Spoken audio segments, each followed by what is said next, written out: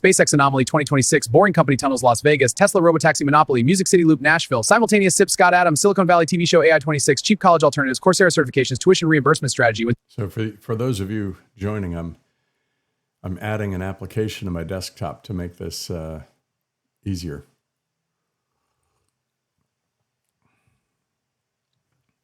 Turns out the way I compile and gather up the news, I use this tool, Raindrop, to go find the clips and whatnot, and for the things that I'm going to cover. So it's kind of useful to be able to look at these and see the news a little bit ahead of time. So let's see here. There we are. Sunday news.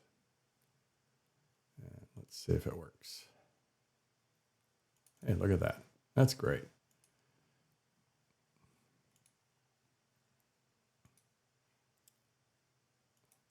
So I'm just for those of you who are joining, I'm experimenting with some stuff real time just to see how well it works. To cover the news or the things that I'm going to talk about today. So it's kind of an interesting approach. Let's see if it works. It looks like it works pretty good. So I'll get started. And the idea here is I get to, let's see, that's 18 bookmarks. There we go. So I'm going to cover a couple things in order. The thing I haven't yet figured out here is how to rank these. Well, there we go. Sort by date. Let's see if that works. Yeah, there we go. So right from the top. And there. So we got continuation of the Crew-12 preparations. And the astronauts, whatever they're doing, they probably have a little decontamination period that they need to be ready before this goes up. This is not to be confused with the Artemis flight that's going very shortly. So that'll be a different one. And I enjoy doing it every day, by the way. It's like an opportunity for me to just meet with people and talk. I know it's only through chat, but it's doing it pretty good. So how was your event? I mean, if you pop a few notes over there, Barry, that would be cool. I'll read them. I'll give it a few minutes and come back and read them. But so the clearance for the FAA so this article here is actually about the fact that there was an anomaly on a recent SpaceX launch, and when you look at how many SpaceX launches go up on a regular basis, it's a lot. I mean, it's like 95%. Sorry, my nose is tickling today. But it's 95% of the world's launch, everything going into orbit is being done by SpaceX. So they had an anomaly, which basically means the satellites in the previous launch didn't make it to orbit. So they had to do an investigation and clear that. And that's what this was about. Basically, I guess what it was is something in the upper stage had a problem, and it caused a deorbit sequence. Apparently, a gas bubble in the transfer tube prevented the engine from reigniting. That would be bad. So, and when that happens, basically, it's a crash landing. Sad to say, but so they have to get clearance before they can launch again, and that's really what that was all about. Now, this is going to be cool. For those of you who haven't seen it, if you get a chance and you go to Las Vegas, you've got to go see the boring tunnels underneath the city. So they have these tunnels, and it's only now. I will say there's something kind of weird and funny about this, maybe not funny, but interesting. So the boring tunnels, the way that they're going to be set up, they don't want any gas vehicles in there because then they have to deal with removing the air and having to deal with the pollution that the gas vehicles bring into the tunnels. And without big ventilation systems, basically what happens is at some point you go into one of these things, and if it's a 20-minute ride, you suffocate by the end of the ride, right? Not a good idea. So electric cars going into tunnels, no problem, because they don't have emissions. They don't fart gases. You know what I mean? So that means that only EVs are going to be allowed in these tunnels. And then in order to prevent traffic jams and not have to worry about lights and things like that, they're focused on those being autonomous vehicles, which means Tesla, which basically means that the tunnels are going to be a monopoly owned by Tesla for all transportation underground in Tesla cars. So we're on the cusp of a potential, like a railroad monopoly not far down the road. So, and so let me bring over the chat here now that I know you were putting some stuff up there. So, of course, one thing about Windows, when you try and move a screen, it thinks it knows what you want, regardless of what you, doggone thing. It's like, no, I don't want that. I would like it to go exactly the way I want it to go, which is one little piece of the window, not the whole doggone window. There, that's it. All right. So, so you had a host and a few a little presentation at the beginning, and then basically it was just everybody talking. And let's face it, anybody who knows Scott Adams, who gets into this, is going to probably find themselves quite comfortable in the audience, or not audience, but in the company of other Coffee with Scott Adams sippers. I think there's a mind meld that goes on between us that will definitely carry out in real life. So, and speaking of which, today I'm going to do it. I don't usually, but I'm going to give you the litany, okay? If you have your coffee handy, let's just grab a cup or a mug, a glass, a tankard, chalice, or a stein, a canteen jug or a flask, a vessel of any kind. Fill it with your favorite liquid. I like coffee. And join me now for the unparalleled pleasure, the dopamine hit of the day, the thing that makes everything better, the simultaneous sip. So raise your glasses and take a sip. Go. So there you have it. I don't know that his litany is patented or trademarked or protected in any way. So until somebody tells me otherwise, I guess maybe I will just do the simultaneous sip. Why not? I think my intent is to do it in the spirit of a toast to Scott Adams. And as a matter of fact, maybe that's what we need to add to the end of it, is to Scott. And thank you for the, all of the sips that we've had with you. And let's have a second sip right now. So that said, let's go back to the fun news, interesting topics that I came up with today to talk about. And they're not, nothing crazy. I'm thankfully, like Scott would say, kind of a boring news day in a way, especially when we're talking about the boring company with the tunnels underground. So, so that is the beginnings potentially of what I would call a monopoly, which I don't mind a monopoly if the monopoly is serving the people, serving us, and it's not about making individual specific people uber rich and leaving everybody else behind. I have a feeling the way that these things are going, they're going to have a dedicated fleet of cars, and you basically just hop in, and maybe for a fee, maybe for free, who knows? They'll transport you from point A to point B. Now, what's cool is if you haven't done it in Vegas, you have to. This is quite cool. You just hop in and off you go. And let's bring it up full screen here so you can see it. I mean, it's got the lighting, it's got the ambiance of a Vegas kind of joyride, if you will. And then it becomes this experience as part of what you do. And if you want to see it, if you haven't yet seen it, the way to do it is to go to the convention center in Vegas. Now, the convention center is over by the Sphere. So you have to go over there, and there's a big convention center in the back. If you don't have any purpose to go to the convention center, you'll never see this thing, right?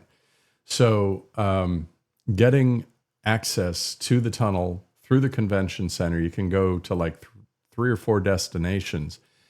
And, they're going to continue to add stops to this throughout Vegas. But here's the cool part, and here's why this came up. There's going to be a Music City loop in Nashville. So they're going to do the same thing in Nashville, and it's going to be an underground tunnel series. And, one of the cool parts about this is it's an Uber, right? It's not an Uber, but it's a robo-taxi essentially. And that means you don't have to worry about the drive. And if they're going to do this underground and they're going to give access from a variety of venues, I can just totally see this becoming pub crawls. Can't you? I mean, it's perfect.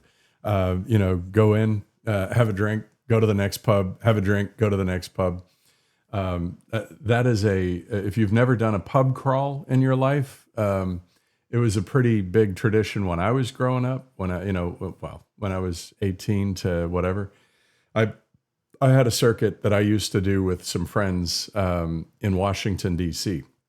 It was down in Georgetown, and we would start at Pall Mall's. It was a bar that probably doesn't exist anymore. And you'd go in, have a drink, go to the next bar, which was usually Champions, have a drink, go to the next bar, which was usually Annie's, have a drink, go to the next bar, and it was, I can't remember the name of it, but it was down at the end of M Street, right before you turn around, come back the other side. And then you'd hop the bars all the way down the other side and end at the Bayou. And the reason we did that is because the Bayou was this dance club where we all hung out. And I was a bouncer at that bar, and we did some serious, way too much drinking. Okay. But yeah, a lot of fun. Now, I have to agree with you. The corporate casinos totally have wrecked what was a total fun time in Vegas. So expensive now.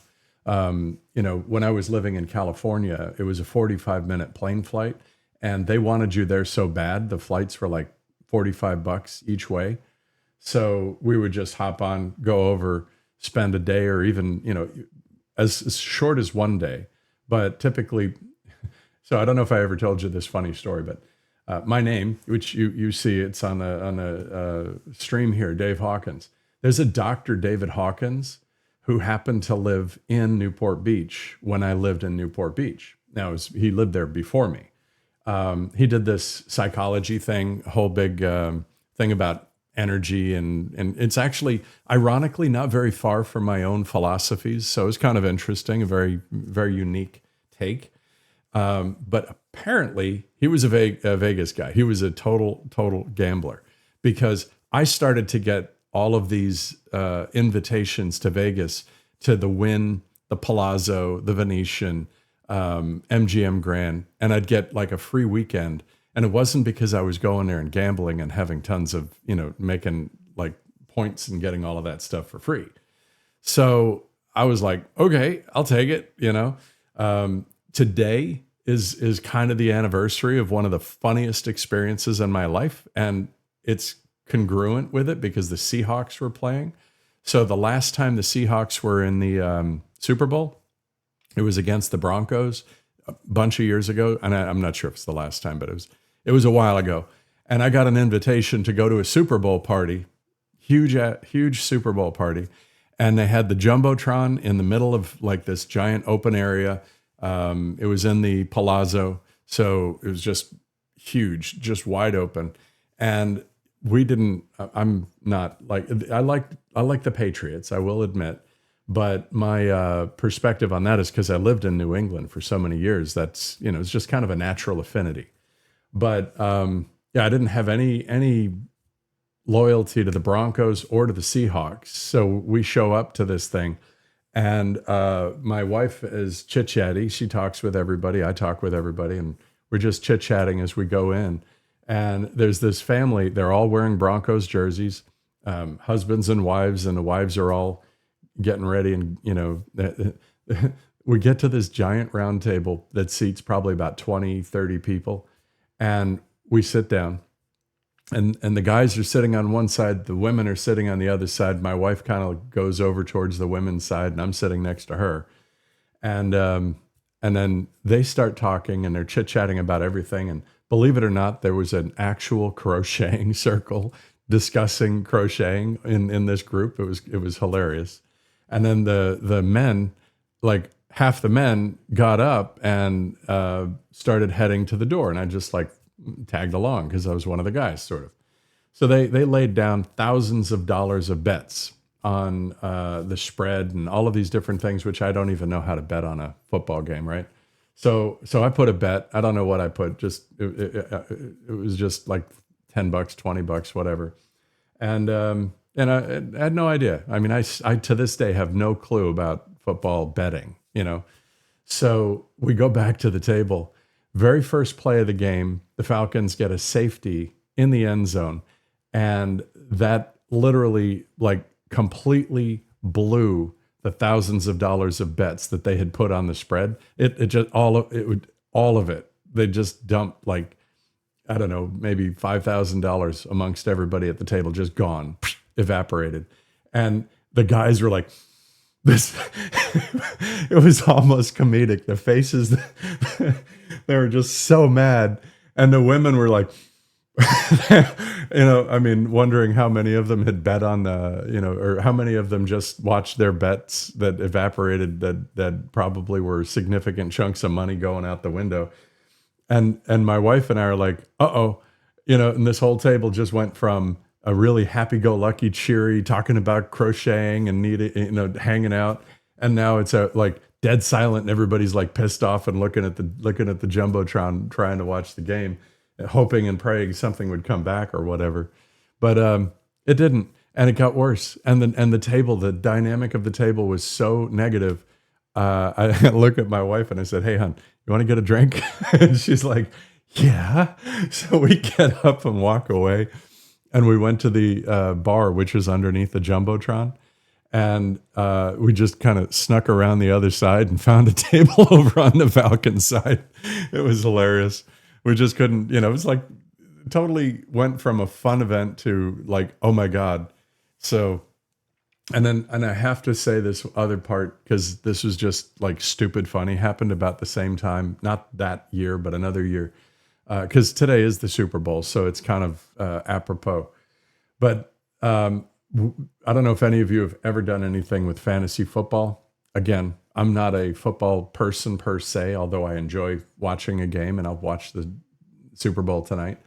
But this fantasy football league that I joined out of the blue, and it was because I played some other video games, and there was a whole bunch of people that we all got together and played together. So they were like, "Hey, join our fantasy football league." And I'm like, "It's first time for me." And they're like, "Okay, no problem." And they were talking about the strategy of picking your players and everything. And I just said, I have a real simple strategy. Since I'm an idiot when it comes to football, I'm going to just do this. If their last name is a color, I'm going to pick them. So, white, brown, green, didn't matter. Whatever the color was, that was it. And so I actually managed to fill an entire team with players that were just, their last name was a color. And everybody on the fantasy football league got so pissed off at me because of the way I did it. They were like, I had no respect for the game. And I was like, "I'm sorry, I don't know what the hell I'm doing, And I just, they kicked me out of the league. So I'm like, okay, I understand that. That's fine. So I'm hanging out with the other players that I still game with in other games. And one of them calls me on, during the game, and he goes, "Hey, your team it's in the Super Bowl round. They placed second so far, and I was like, you see, there's no strategy to picking players. You just pick, you know. So I ended up joining up back for that one game just so I could watch and kind of harass people over it. So yeah, I have a twisted sense of humor sometimes. So on with some other news. What was kind of interesting, I'm going to stay a little bit on the Musk theme with the technologies here for a couple of clicks. But they're now actually advertising the trim of the Tesla Semi.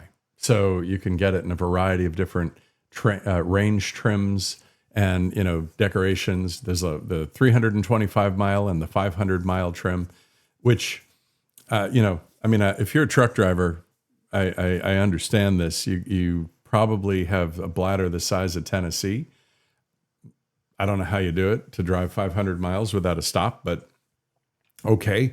So, so it looks like they're going to have some good long haul Teslas out there, and they're going to have some interesting trim options, which should make it interesting. You know, number of axles, number of things like curb weight probably, and things like that. So this is good news. It just means that this Tesla Semi is going mainstream. And personally, one of the reasons I think it's a good thing, I'm not currently a biker because down here in California, or well, down here in Florida, they don't have the sidewalk or the bike trail kind of room on the road that I used to have the luxury of in California. So when you want to go out for a long bike ride, you kind of take your life in your hands around here because half the people, you don't know if they even have a legal license, which is scary. And then they have their vehicles, you don't know if they're texting, so you become a hood ornament real quick as a biker. So, but the number one complaint is getting stuck behind a semi when it's going up a hill or something, and you have to breathe the diesel. It's horrible. I mean, it's just like the most brutal, disgusting experience. You smell like diesel when you get through on the other side. The exhaust is impossible to breathe without, you know, feeling sick. So yeah, having an electric semi that also, by the way, is self-driving, and I don't have to worry about getting taken out, I'm happy to see it. It's a technology evolution that I'm quite happy to see. Now this one here, if you haven't been fiddling around with Grok Imagine, highly recommend you try it. Grok Imagine is just awesome. You know, some of the things that you can create so easily. As a matter of fact, let's see what we have for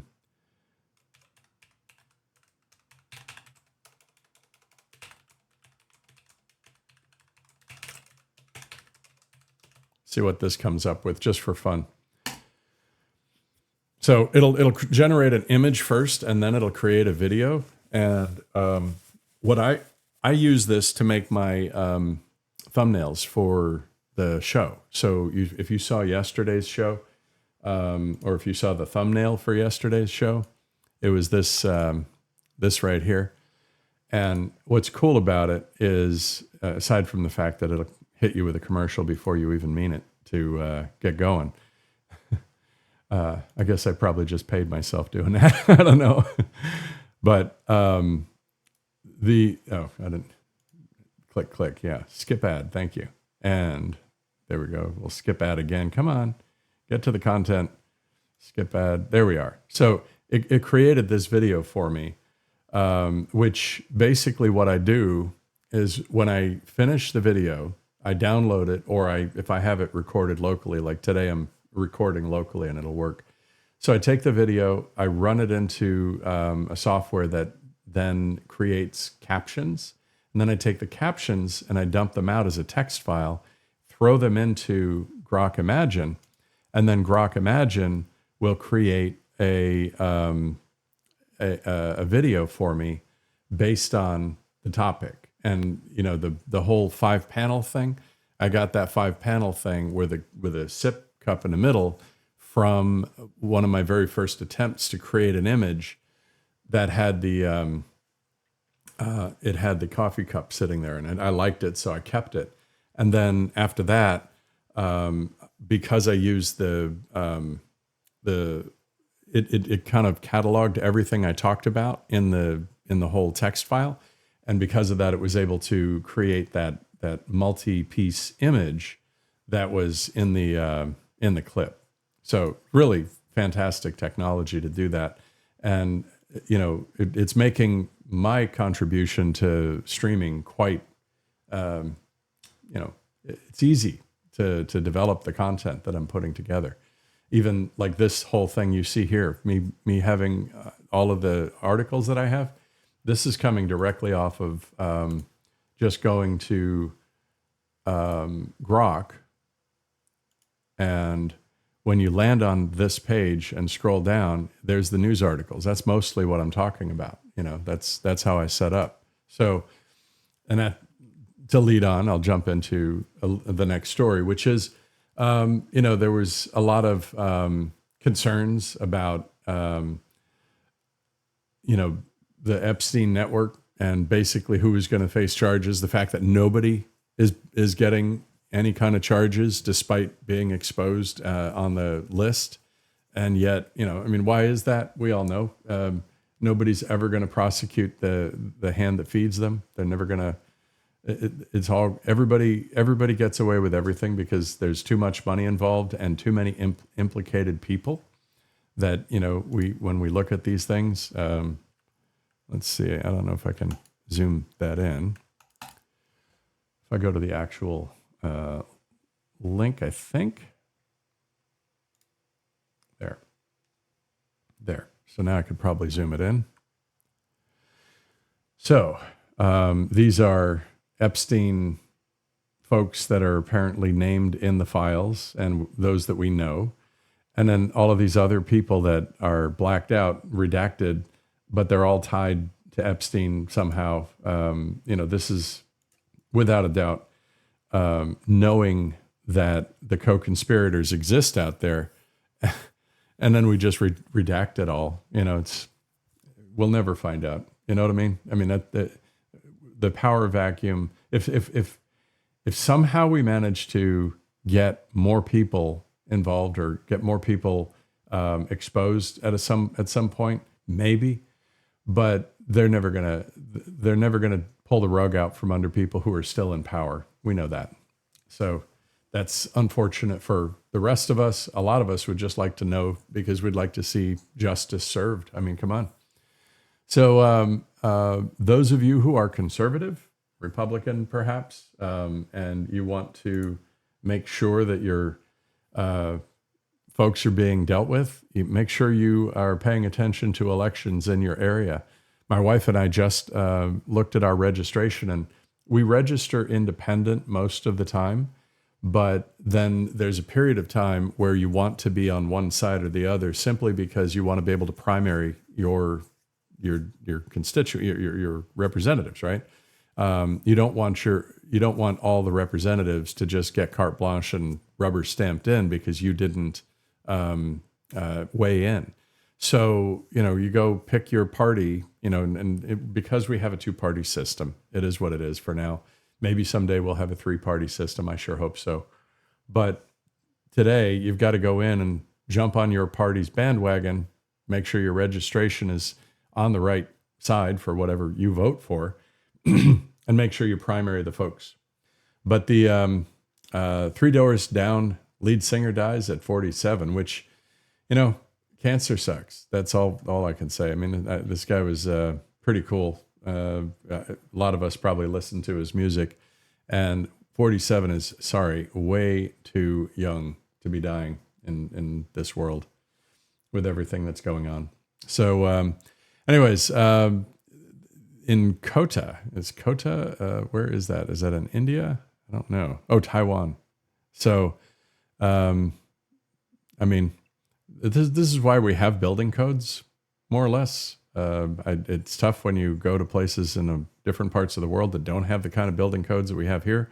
However, when we say that, one of the things that I absolutely totally have to say, you don't want to have so many codes that you can't build something. That's the problem we have here in our country now, is we've regulated things so much that, the people who had all their homes burned up in the Palisades, nobody's building anything. Nobody can build anything because the codes are so ridiculous. So, and this will be the last thing I cover here today. This is kind of fun, and I don't really need it to cover that. Let me go to the actual link on this one because I have it separate. So this Silicon Valley clip has to be like the funniest thing that I've seen. So those of you who talked through some of you joined me for some of the previous discussions about Claudebot, or Moltbot as it is called now. These back in, I think it's 2015, they had Silicon Valley out. And when you just read the captions on this, I don't want to play the video, but the guy had an AI back then that he created, and he allowed it to write code for the server, for their server thing that they were doing in this show.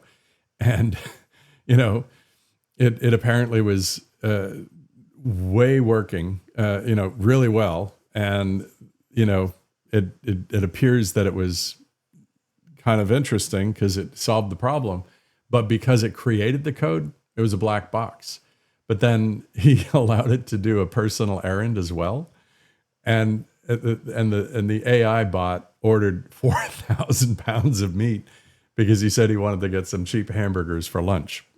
So, I mean, this show, if you never watched this show, it's absolutely hilarious and totally on point, And there was another one in here where one of the guys he has the his own AI talking to his mother on like a therapist or like a companion. And the mother was having a pretty interesting relationship with it. And he's like, I don't know how to stop it. She loves the thing, And I can totally see that happening in the real world. But that show predicted that 10 years ago. And what's funny about that, I was living in California 10 years ago, and I was working for companies in Silicon Valley at that time.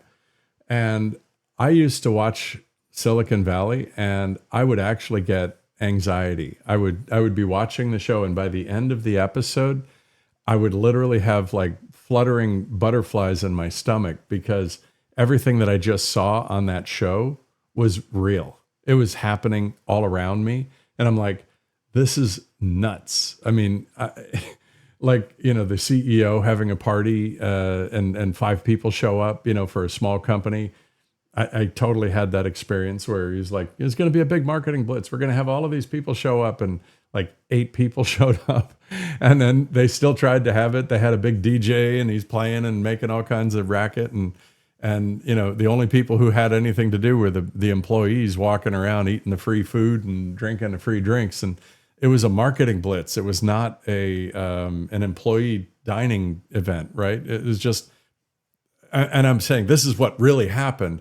And there was an episode where that totally happened. It was just like perfect. And then they were talking about self-driving cars and autonomous vehicles and everything. They had this car that was like a Nissan Fit. It was a tiny little electric car.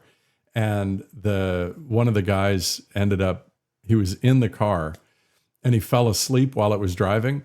And somehow the car ends up on a cargo ship, and he finds himself in the ocean on a cargo ship being transported somewhere. And somehow he ends up on an abandoned oil rig in the middle of nowhere because some rich guy, billionaire, had created what he was thinking was going to be like a community out there in the ocean. It was nuts. Oh, hey, that's Wolfman. I didn't have that on any of my lists, but that's definitely I'm so happy to hear that. And that is basically that the Pentagon is cutting ties with Harvard.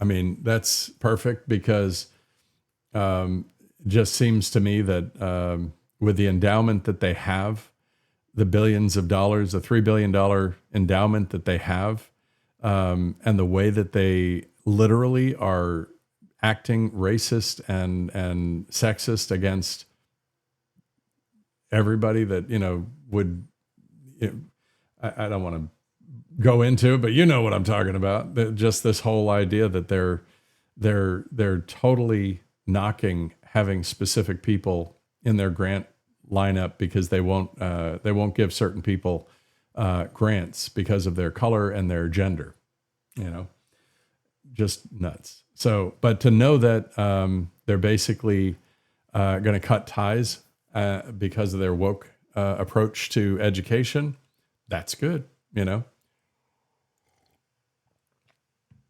So, yeah, I mean, I might even say toast that one, right? So it's good to know, though. I mean, here's the canceled all partnerships with Harvard, basically explaining why 3 to 5% of the Harvard faculty identify as conservative.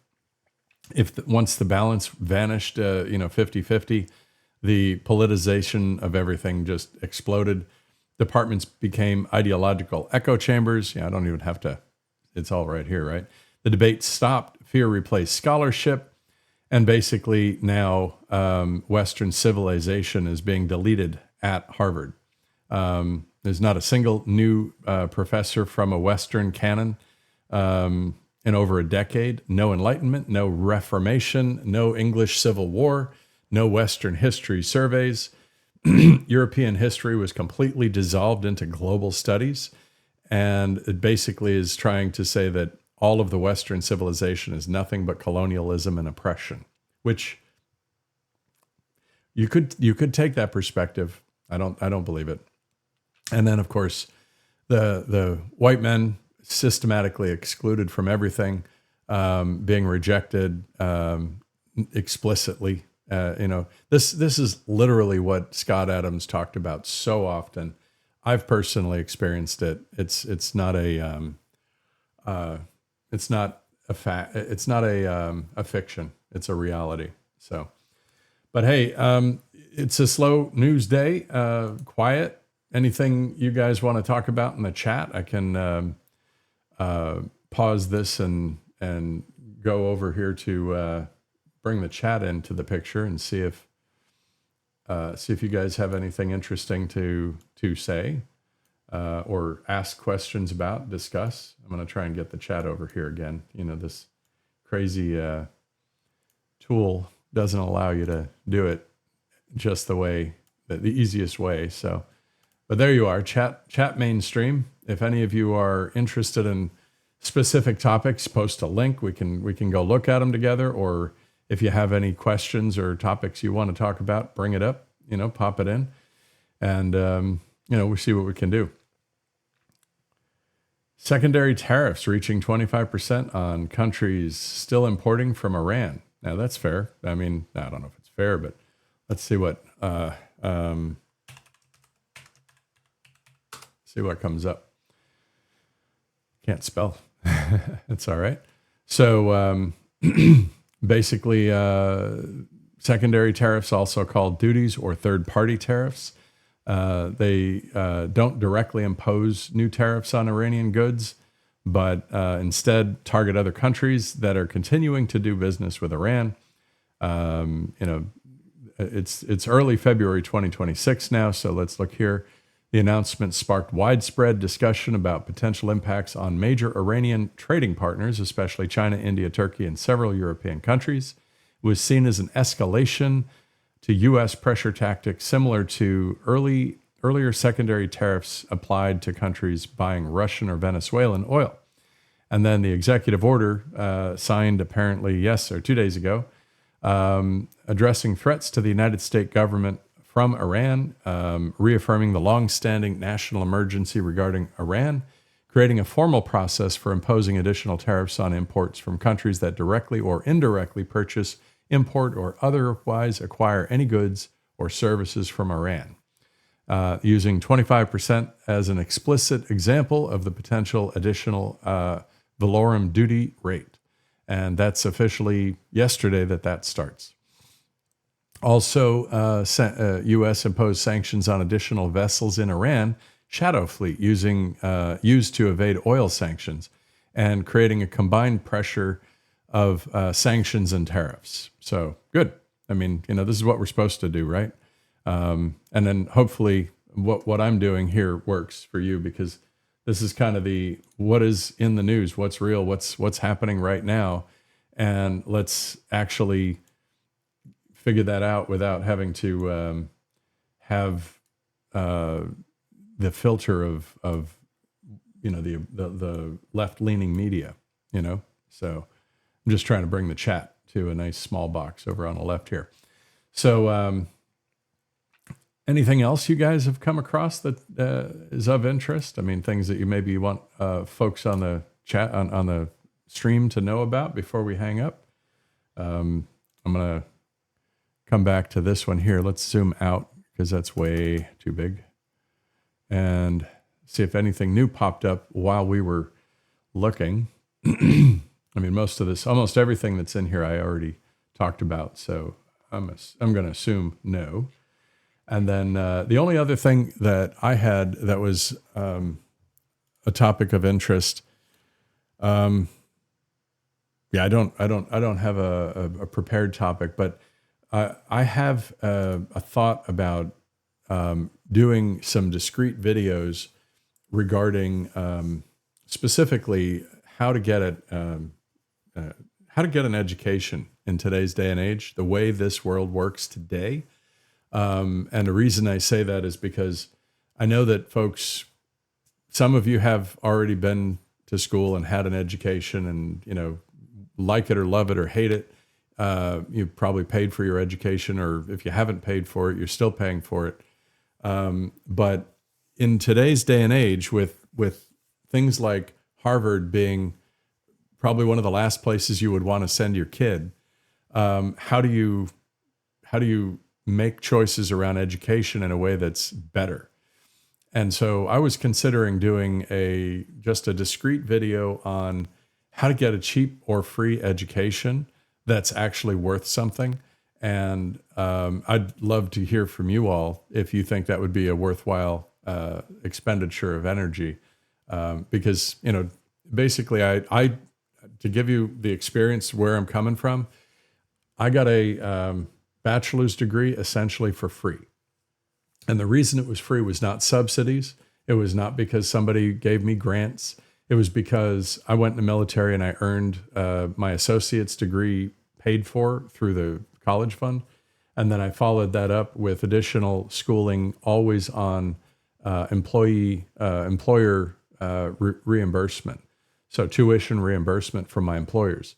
And I served in the National Guard and Reserve the entire time that I was going to school. And what that did is it gave me, it reduced the tuition.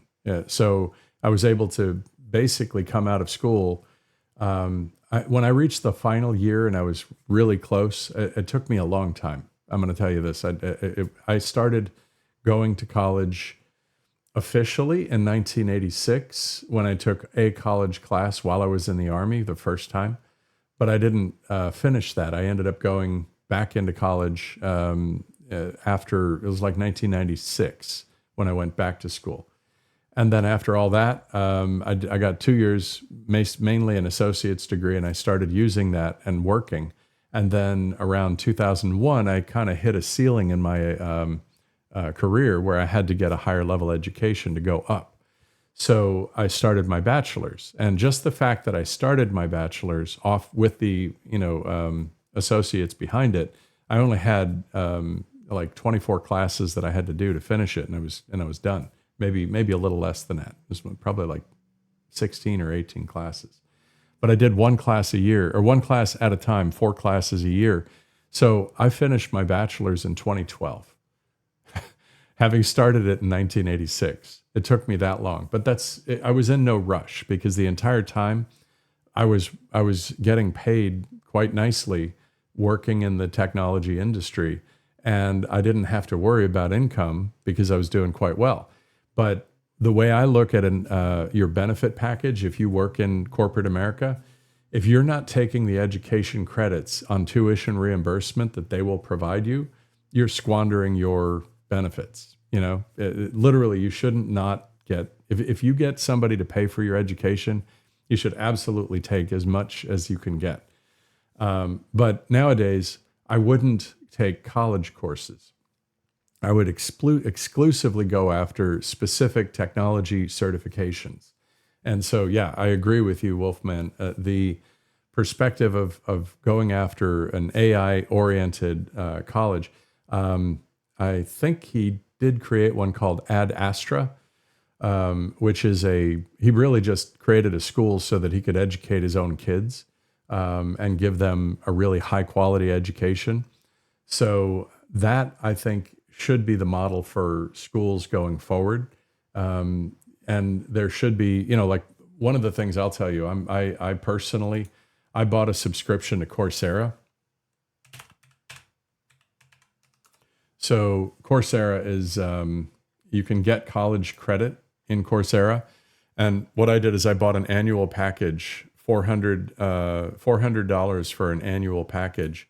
And I'm not using it. I was not using it. So I have my son taking the courses. So he's taking certification programs for a variety of different trainings.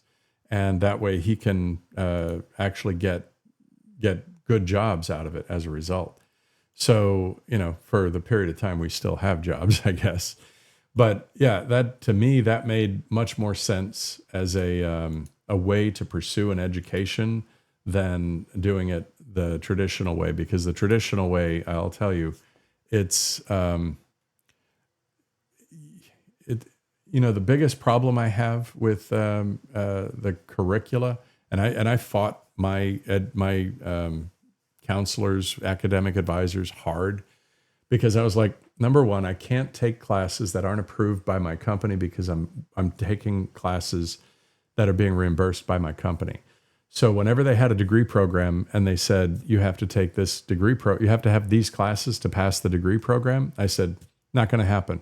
I'm not taking the 20% liberal arts that you want me to take, because my employer won't reimburse those. So pound sand, go away.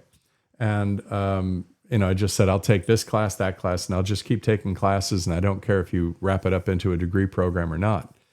And in the end, I was able to negotiate with them at the very end to say, look, I'll take 3 classes. I'll go full time. I'll pay cash out of pocket. I didn't wait for the reimbursement. And I just slammed it down and finished the degree. But I negotiated my final 3 classes with the school so that they'd actually give me my bachelor's. And I got a bachelor that was 80% hardcore tech content, as opposed to having all of the liberal arts garbage. And no offense, if you like liberal arts, I'm not trying to knock it. But that when I say liberal arts garbage, I'm talking about some of the things that they wanted were really, really, like right out of the HR checkbook. It was just stuff that I wouldn't ever want to do. So anyways, I was thinking about doing a dedicated video on that, and, creating a strategy or sharing a strategy that people could do to get a inexpensive or free education that actually pays for itself and would be beneficial. So for those of you in the chat, you don't have to answer in the chat, but if you're listening to this and you want to post a comment about that, please do. If I get enough thumbs up on that topic or that concept, I will go create a video, and it'll be more of a produced video, scripted, so that it's got really tight, concise points and clean, not just me rambling like I do. So, but for those of you still here, let's raise our cup one more time, have a final sip, and head out for the day. I hope you have a great one. Go Patriots. Sorry, I hope you don't mind that one, but I'm gonna be watching the Patriots tonight on the Super Bowl, and I certainly hope your favorite team wins. Patriots. Talk to you later.